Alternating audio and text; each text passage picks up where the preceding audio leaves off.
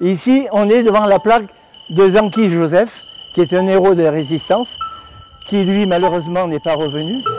On a trouvé plein de plaques de résistants, comme celle de Monsieur Marchessou. Son père était un résistant où il habitait. On est allé la voir. J'ai appris que la guerre était très douloureuse pour les gens, qu'il y a beaucoup d'hommes qui sont morts, qu'il y a eu beaucoup de résistants et beaucoup à Villefranche.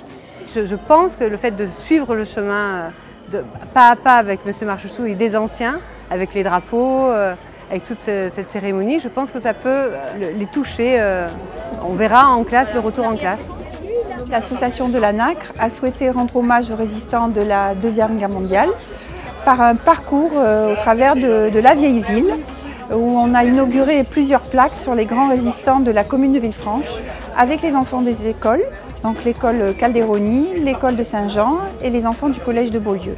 Et nous sommes arrivés à la citadelle pour rendre hommage au grand résistant Jean Moulin et un hommage particulier à M. Guggenheim, grand résistant de la Seconde Guerre mondiale, qui nous a dédicacé ce merveilleux livre et son parcours durant cette période très douloureuse pour lui.